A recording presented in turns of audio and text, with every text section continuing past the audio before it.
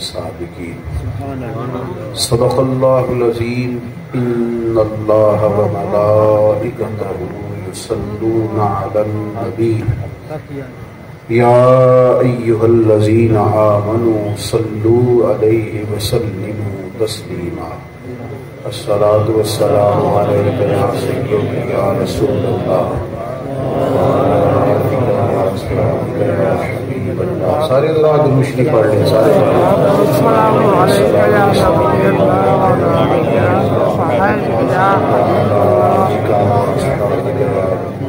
हम्दो सलात के बाद दोस्तों, बुजुर्गों, भाइयों, अल्हम्दुलिल्लाह अला ihसानिही कि यहाँ पर आज ख़त्मे कुरान मजीद के मौका पर इस नशिस्त का अहतमाम किया गया है।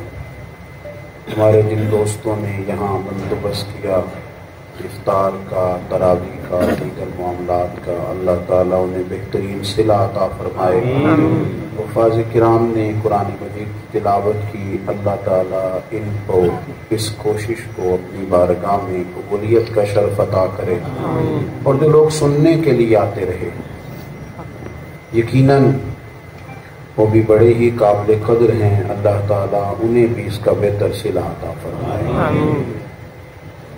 हमारे हाथों में इस्लाम की जो सबसे बड़ी दलील है वो कुरान मजीद है। नबी पाक सल्लल्लाहु ताला अलैहि वसल्लम ने हमें अपना सबसे बड़ा मोजज़ा जो हमारे हाथों में थमाया है वो कुरान पाक है। कुफार मक्का जब ये कहते थे कि आप माज़अल्लाह खुद से कुरान पाक की आयात बना कर लाते हैं, तो अल्लाह तबारक व तआला ने उस मौके पर उनसे फरमाया कि वइन कुंतुम फी रैबिम मिम्मा नज़्ज़लना अला अब्दिना, फरमाया अगर तुम्हें इसमें कुछ शक हो जो हमने अपने बंदा खास पे नाजिल किया है। क्योंकि अरब के लोग बड़े फसीह व बलीग थे, बड़ी बेहतरीन बात करते थे, बड़ा सलीका रखते थे अपनी बात, अपना माफ़ी ज़मीन बयान करने का, और वो दूसरों को अजमी कहते थे, गूंगा समझते थे। बड़ी फसाहत व बलागत के साथ वो कलाम करना जानते थे। तो उनसे फरमाया कि अगर तुम्हें इसमें कुछ शक हो जो हमने अपने बंदा खास पे नाजिल किया है तो फातू बिसूरतिम मिन मिस्लिही, तो तुम इसकी तरह की एक सूरत बना के दिखाओ। अगर तुम्हारा ख्याल है कि ये किसी बंदे का कलाम है, आप कुरान पाक की आयत पर गौर फरमाएं, मैं क्या अर्ज कर रहा हूँ। अगर तुम्हारा ख्याल है कि ये किसी बंदे का कलाम है तो तुम इसकी तरह की एक सूरत बना के लाओ। और एक बंदा नहीं, वदऊ शुहदाकुम मिन दूनिल्लाह, अल्लाह अल्लाह वालों को छोड़ के, तफसीरी तर्जुमा अर्ज कर रहा हूँ, सारी दुनिया के काफिर इकट्ठे हो जाओ और एक सूरत बना के लाओ कुरान पाक के मुकाबले की, एक सूरत। और नौजवानों देखो मैं क्या कह रहा हूँ, एक सूरत अल्लाह ने चैलेंज किया, कोई एक सूरत इस तरह की बना के लाए। सदियां बीत गई, जमाने गुजर गए, एतराज करने वालों की हड्डियां भी कब्रों में गल गई, पर कुरान मजीद के मुकाबले की कोई एक आयत भी बना नहीं सकता। मैं लाओ ना बना के, अगर बना सकते हो, इन कुंतुम सादिकीन, अगर तुम सच्चे हो तो लाओ। फिर अगर तुम्हारा ख्याल है ये किसी बंदे का कलाम है तो लाओ, फिर तुम भी इसकी तरह की एक आयत, एक सूरत बना के लाओ। वइल्लम तफ़अलू, और अगर तुम ना ऐसा कर सके, ना बना सके, वलम तफ़अलू, और तुम कर सकते भी नहीं, तुमसे होगा भी नहीं। फत्तकुन नारन लती वक़ूदुहा अन्नास वल हिजारा, फिर उस आग से डर जाओ जिसका ईंधन आदमी और पत्थर हैं। उइद्दत लिल काफिरीन, जो हमने काफिरों के लिए तैयार की। चूंकि हमारे पास एक बड़ी दलील, मजबूत दलील, सबसे बड़ी दलील कुरान मजीद हमारे हाथों में था। काफिर आजिज था, कुरान पाक का मुकाबला कर नहीं सकता था। उन्होंने बड़ी बड़ी साजिशें की मुसलमानों के अंदर, तो अगर वो इतनी साजिशें कर सकते हैं तो वो कोशिश उन्होंने बड़ी की होगी कि हम कुरान मजीद के ताल्लुक से भी कुछ करें, लेकिन कामयाब हो नहीं सके, इसलिए कि अल्लाह की तख्लीक अल्लाह ही की है। بندے وہاں تک پہنچ سکتے آپ یہ دیکھیں نا، یہ بڑی بڑی لالٹینیں، بڑی بڑی روشنیاں، بڑی بڑی ٹیوب لائٹس بندوں نے بنائی ہیں، اللہ کی دی ہوئی عقل سے بنائی ہے نا لوگوں نے، بڑی بڑی روشنیاں، لیکن کوئی جگنو تو نہیں نہ بنا سکا۔ بڑی بڑی لائٹیں بنا لی، بڑا کچھ بنا لیا، پر جگنو نہیں نہ بنا سکے۔ بڑی بڑی ٹرینیں لوگوں نے بنا لی، بڑی ساری ٹرین، بہت بڑا جہاز لوگوں نے بنا لیا، بڑا کچھ لوگوں نے بڑی ٹرین بنا لی، پر کوئی بندہ آج تک چیونٹی تو نہیں نہ بنا سکا، وہ نہیں بنا سکتا۔ جو اللہ کی تخلیق ہے وہ اللہ ہی کی تخلیق ہے، اسی طرح جو رب کا کلام ہے وہ رب ہی کا کلام ہے۔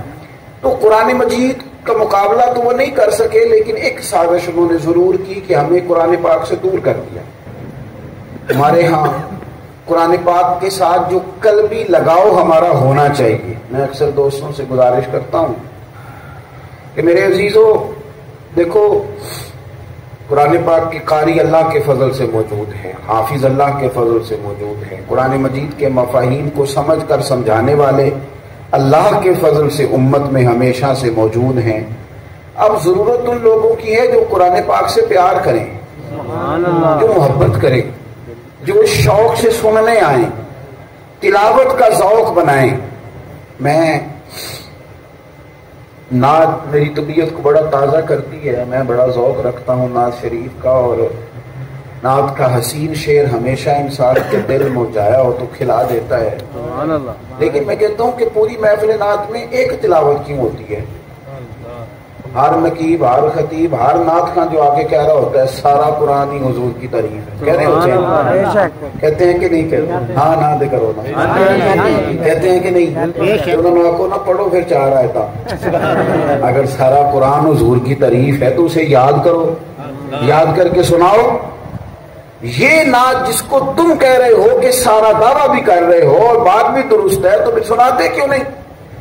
قرآن مجید کے ساتھ خاص ذوق، خاص وارفتگی۔ یا رسول اللہ صلی اللہ علیہ وسلم ایک بندہ ہے ہر نماز میں سورۃ اخلاص ہی پڑھتا ہے، حضور یہ ایک صاحب ہے جو سورۃ اخلاص ہی پڑھتے رہتے ہیں، تو کریم نے بلا کے فرمایا تجھے اور کوئی سورت نہیں آتی؟ کہنے لگا حضور آتی ہے، پر سورۃ اخلاص میں میرے رب کی شانوں کا بیان ہے، مجھے پیاری بڑی لگتی ہے، میں اس سے پیار بڑا کرتا ہوں۔ نبی کریم نے فرمایا سن پھر یہی سورت تیرا بازو تھام کے تجھے جنت میں بھی ساتھ لے گا، اس سے پیار تو کریں، اس سے پیار تو کریں۔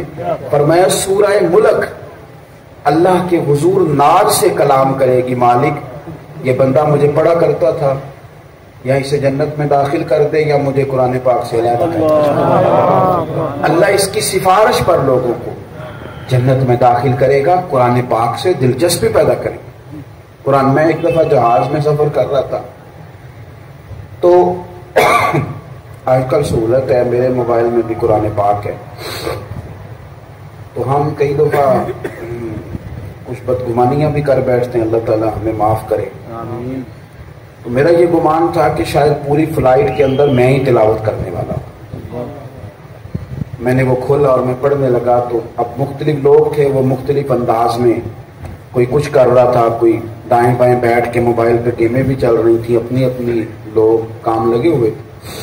میرے دل میں نہ کہیں سے کوئی بات اٹھی کہ شاید میں ہی ہوں تلاوت کرنے والا، لیکن اچانک میری نظر اٹھی تو میرے ساتھ والی جو سیٹیں تھیں اس پر میں نے نظر پڑی، تو ایک نوجوان جسے میں نے ایئرپورٹ پہ بھی اپنے ساتھ آتے دیکھا، بڑے بڑے اس کے بال تھے اور پھر ربڑ ڈال کے اس نے باندھے بھی ہوئے تھے، اور حالت بڑی اس کی عجیب تھی، لیکن میں نے دیکھا کہ اس نے جھٹ سے اپنی فائل کے اندر سے سورہ یاسین نکال لی اور قرآن پاک کی تلاوت سبحان اللہ سبحان اللہ۔ بڑی دل کو تسلی ہوئی، اور میں نے اللہ کے حضور استغفار بھی کیا کہ یہ تو میرا گمان ہے نا، یہ تو وہ بات ہے جو میں نے درست نہیں سوچی، رب تعالیٰ کا کلام ہے، کس بندے سے اس نے اپنا قرآن پڑھوا لیا ہے، کس رنگ میں پڑھوا لیا ہے، کوئی کہہ سکتا ہے؟ قرآن پاک سے اپنی دلچسپیاں پیدا کریں۔ اور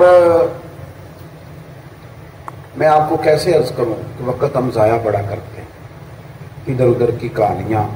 یہ چھوٹا بچہ ہے جس نے آپ کو قرآن مجید سنایا ہے، ابھی بہت زیادہ عمر نہیں ہے اس کی، بچہ ہے، تو اگر یہ سارا قرآن پاک یاد کر سکتا ہے تو میرا خیال ہے ہم بھی کچھ نہ کوئی صورتیں یاد ناراض ہو گئے یہ تو ہاں بھی نہیں کی انشاءاللہ بھی نہیں کوئی صورتیں ہم بھی یاد کر سکتے ہیں نا جی. واٹس ایپ کرنا آ گیا سب کو, فوٹو کھینچنی, سیلفی بنانی, بلکہ کئی سیانے بہن بھی اج کل کہتے ہیں اے حضرت صاحب ہے منڈیاں دا ذرا شوق ہے فوٹو تے. میں کہ تسی تے پھر سائڈ تے ہو نا, شوق تے منڈیاں دا ہے, آپ بھی بیچ میں کھڑے ہو گئے کہ آپ تو مطلب ہر چیز کا اگر ہمیں گمان ہے تو قرآن مجید سے بھی دلچسپی پیدا کریں, ذوق بنائیں اور قربان جائیں.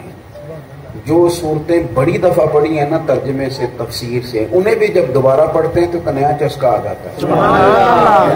حضرت مولا علی شیر خدا روایت کرتے ہیں نا, نبی پاک علیہ الصلوۃ والسلام نے فرمایا لوگوں میرا قرآن کبھی پرانا نہیں ہوگا. ہر شے پرانی ہو جاتی ہے نا, قرآن مجید کبھی پرانا نہیں ہوگا. جتنی بار پڑھو گے, جس رنگ میں پڑھو گے, جس وقت پڑھو, قرآن تمہیں نیا ذائقہ عطا کرے. قرآن مجید کے ساتھ اپنی دلچسپیاں پیدا کریں. پوئم نہ سنیں بچے سے, اس سے تلاوت سنیں.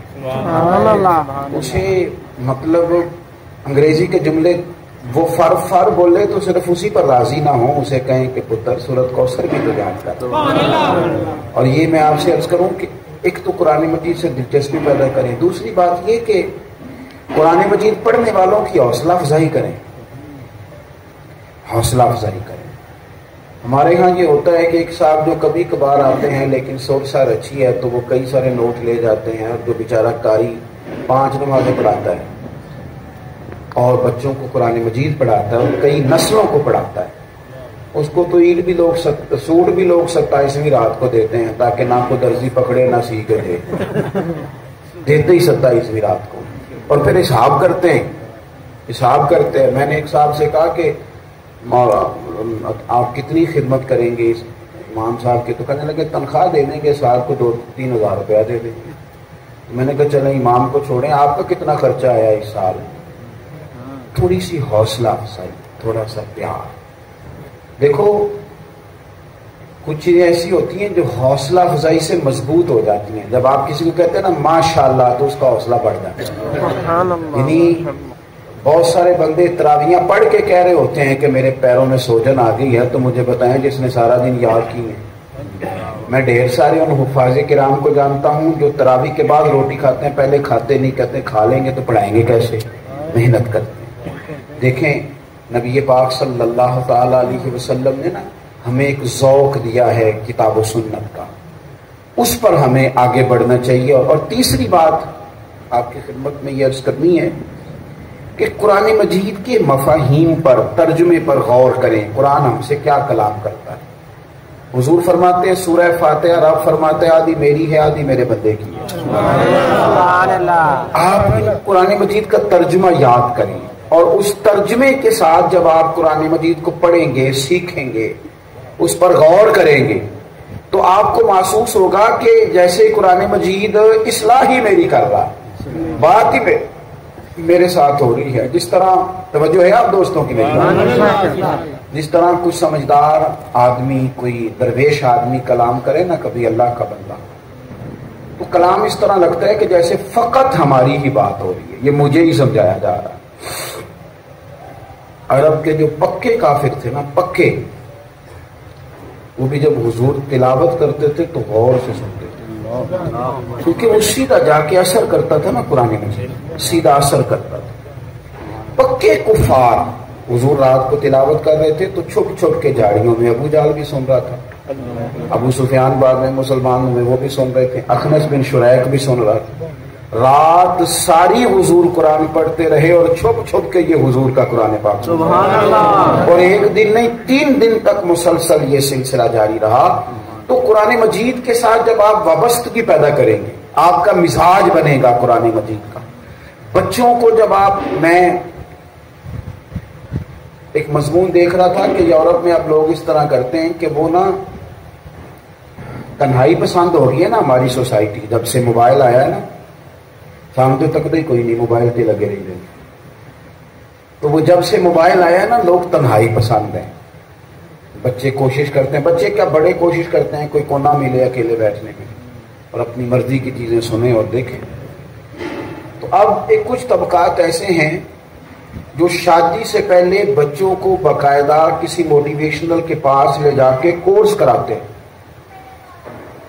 اسے گھنٹے گھنٹے 2-2 گھنٹے کے سیشن کراتے ہیں تاکہ اس کو کسی اور کو بھی برداشت کرنے کا اس کے دل میں جذبہ ہے اور وہ گزارا کر سکے۔ بچیاں اور بچوں کو کورسز کرائے جاتے ہیں۔ تو میں وہ کورسز کا مضمون دیکھ رہا تھا کہ جناب اس طرح کر کے آپ گنجائش پیدا کریں، اس طرح کر کے آپ کسی اور کو بھی، مختلف مزاجوں کے لوگ ہوتے ہیں تو گزارا نہیں ہوتا میاں بیوی کا۔ خیر یہ مسئلہ بھی بہت بڑا ہے دنیا میں، اگر میاں بیوی کا معاملہ ٹھیک نہ ہو تو گھر کا سارا نظام ہی درست نہیں رہتا۔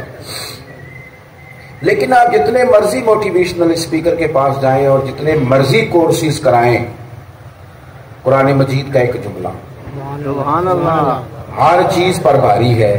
میاں بیوی کے رشتے کا ذکر کیا تو کہا ہن لباس لکم وانتم لباس لہن، مرد عورت کا لباس ہے، عورت مرد کا لباس ہے۔ بات ہی ختم کر دی، ڈھونڈ لو جتنے مردی اسکالر، تلاش کر لو جتنی بڑی بڑی باتیں، مرد عورت کا لباس ہے، عورت، 3 باتیں مفسرین نے لکھی ہیں، بڑی چیزیں اس پر کہی جاتی ہیں پر 3 باتیں۔ ایک تو وہ کہتے ہیں کہ جتنے مرضی بھی داغ ہو نا وجود پر، بندہ لباس پہن لے تو چھپ جاتا ہے، تو میاں بیوی بھی چھپا لیتے ہیں ایک دوسرے، ساری کمزوریاں چھپ گئیں، ساری غلطیاں چھپ گئیں۔ دوسری بات، سردی ہو یا گرمی، لباس کی وجہ سے ہی انسان شدت سے بچتا ہے۔ سخت ٹھنڈ میں بھی لباس کی ضرورت ہوتی ہے اور سخت گرمی بھی ہو نا تو پھر بھی لوگوں نے پردے لے کے اوپر لیے ہوتے ہیں تاکہ دھوپ سے بچ جائیں۔ بندے کو گرمی کی شدت سے، سردی کی شدت سے لباس ہی بچاتا ہے۔ کیا رشتے کا تقدس بیان کیا، مرد عورت کا لباس ہے، عورت مرد کا لباس ہے۔ اس کو تکلیف آئے گی تو وہ اس کے دفاع کا بندوبست کرے گی، وہ کسی مرحلے میں آئے گی تو خامد اس کے لیے اسباب پیدا کرے گا۔ اور تیسری بات آپ دیکھیے قرآن مجید کا جو انداز تربیت ہے، مرد عورت کا لباس ہے، عورت مرد کا لباس۔ تیسری بات جو ارشاد فرمائی مفسرین نے یہاں وہ یہ ہے کہ بندہ جتنا مرضی بھی تگڑا ہو نا، کپڑوں کے بغیر زینت نہیں ہوتی، سجتا نہیں۔ کپڑے پہن لے تو بندہ اپنے وجود کے لحاظ سے اچھا لگتا ہے، اور جتنے اچھے کر کے پہن لے، یعنی وہ سفید لباس پہن لے، اس نے ویسکوٹ پہن لی، وہ وزادار محسوس ہونے لگ گیا۔ فرما دیا یہ میاں بیوی کا وہ رشتہ ہے کہ ان کی زینت یہ ایک دوسرے کے ساتھ۔ تو قرآن مجید کو آپ جب پڑھیں گے تو یہ آپ کے ساتھ گفتگو کرے گا، آپ کے دل کی بڑی ساری چیزیں دھل جائیں گی۔ ہمارا ٹوٹتا بکھرتا خیالات کا ماحول ہوتا ہے، سوسائٹی میں لوگ عجیب و غریب وسوسوں کا شکار ہوتے ہیں، بچے کیا سوچ رہے ہیں، کیا پنپ رہا ہے، مخالفتیں ہو رہی ہیں، رشتہ داروں میں لڑائیاں ہو رہی ہیں۔ کیوں؟ یہ ساری چیزیں تب پیدا ہوتی ہیں جب دل تھوڑے تھوڑے سخت ہو جائیں نا، بندہ درویش نہ رہے، سادہ نہ رہے، درگزر والا نہ رہے، اس میں کہیں نہ کہیں کوئی انا آ جائے، دل اس کا سخت ہو جائے تو پھر وہ شدت پسند ہوتا ہے دوسروں کے بارے میں۔ تو ہمارے ارد گرد جتنے لوگوں کے بارے میں، اپنے رشتہ داروں میں، دوستوں میں، ہماری طبیعتوں میں جو سختی ہوتی ہے، اس کی بنیادی وجہ یہ ہوتی ہے کہ دلوں میں کہیں کہیں زنگ لگ جاتا ہے۔ میرے نبی پاک علیہ الصلوۃ والسلام نے فرمایا یہ ہر شے کو لگ جاتا ہے زنگ، ہر شے۔ تو کریم فرمانے لگے دل کو بھی لگ جاتا ہے۔ حضور کو دل کو لگ جائے تو پھر کیا کریں؟ تو فرمایا قرآن پاک کی تلاوت کرو، قرآن مجید کی تلاوت کرو۔ میں آپ سے گزارش کروں گا، میں نے رمضان سے پہلے جو یہاں درس دیا تھا تب بھی کہا تھا، پھر کہتا ہوں، 1 سپارہ کم از کم، جو رمضان کے دن رہ گئے ہیں مہربانی کر لیں، موبائل سے جان چھڑا لیں۔ 1 مہینہ اتنا مقدس ہمیں ملتا ہے، کم از کم یہ 2-3 دن رہ گئے ہیں، اپنے آپ کو قرآن پاک سے جوڑیں۔ یہ جو ماہ مقدس ہے اس کا قرآن سے خاص تعلق ہے۔ شہر رمضان الذی انزل فیہ القرآن، نہیں قرآن مجید نازل ہی رمضان کے مہینے میں ہوا، خاص نسبت ہے۔ اور سیدہ عائشہ صدیقہ رضی اللہ تعالیٰ عنہ فرماتی ہے ہر سال رمضان میں پورا قرآن حضور حضرت جبریل امین کو سناتے اور جناب جبریل حضور کی بارگاہ میں سارا قرآن تلاوت، اور جو سال حضور کے وصال کا تھا 2 قرآن مجید نبی پاک نے سنائے، سبحان اللہ۔ تو کم از کم ایک قرآن پاک تو رمضان میں ختم ہو جائے، لیکن اگر وہی کہانیاں رہی اس مہینے میں بھی وہی رہے ہم اپنی ہی موت میں، اپنے ہی رنگ میں، اپنے مجھ سے دوست مسئلے پوچھتے ہیں، عمرے پہ جا رہے ہیں، حج پہ جا رہے ہیں تو مسائل پوچھتے ہیں، تو میں ایک مسئلہ نا انہیں اور بتا دیتا ہوں۔ حج کی ٹریننگ ہو رہی تھی تو ایک صاحب کہہ رہے تھے پیدل چلا کریں تاکہ آپ کو آسانی ہو، تو میں دوستوں کو ایک نئی بات عرض کرتا ہوں، میں کہتا ہوں کہ 2 گھنٹے نا سارا کچھ چھوڑ چھاڑ کے مسجد میں بیٹھنے کا بھی مزاج بنا لیں حج عمرے پہ جانے سے پہلے، 2 گھنٹے بیٹھنے کا نا سکون سے مسجد میں بن مزاج بنائے تاکہ وہاں جا کے آپ کو 2 سپارے تو روز کے پڑھ لیں، ورنہ پھر آپ لائیو ہی ہوں گے وہاں سے لائیو ہی ہوں گے، فلانا بھی لائیو ہے، فلانے کی بھی فوٹو آ گئی، یہ ایئرپورٹ کی فوٹو، یہ اترنے کی فوٹو، یہ ادھر کی فوٹو، کعبے گئے، مدینے گئے، کربلا گئے، جیسے گئے گھوم پھر کے ویسے ہی آ گئے، پھر تو مطلب تصویروں کی زندگی میں آپ اور میں زندہ رہ جائیں گے۔ اس لیے خاص محبت کریں قرآن پاک، کل کی جو رات آ رہی ہے اس کو ضائع نہیں کریں، اور مغرب سے لے کر سارے کام ختم کریں، مغرب سے لے کر اپنے آپ کو ذہنی طور پر تیار کریں کہ میں نے ایک رات عبادت میں گزاری، تراویح پر وقت پہلے سے جا کے 5 منٹ بیٹھ جائیں، پوری 20 رکعت جماعت کے ساتھ پڑھیں، یہ بھی کافی عبادت ہو جائے گی آپ، یہ بھی یہ کام ہو جائے۔ اس کے بعد پھر جتنا موقع ہو، دیکھو میرے بھائی، میری ایک عزیزہ بزرگ بیمار ہیں، تو بچوں نے ان کے مل جل کے عزیزوں نے مینج کیا ہے کہ تو رات آج جا، اگلی رات پھر میں ان کے ساتھ بیدار رہوں گا، پھر کرتے ہیں کہ نہیں مینج کرتے؟ کوئی مشکل ہمارے اوپر آ جائے تو ہم اپنے لیے مینج کرتے ہیں، تو کوئی ایک رات عبادت کے لیے بھی تو مینج کر لیں گے، چلیں آ جاتی ہے نیند غلبہ کر جاتی ہے، پر تھوڑا بہت وضو کر کے کسی بھی طریقے سے اپنے آپ کو تیار کریں۔ اللہ کے حضور دعا کرتا ہوں کریم مالک ہمارے حال پہ رحمت فرمائے، قرآن مجید سے ہماری محبت اللہ پیدا فرمائے، اور اللہ تعالیٰ جو ایام باقی رہ گئے ہیں اس کی برکتیں ہم سب کو نصیب فرمائے۔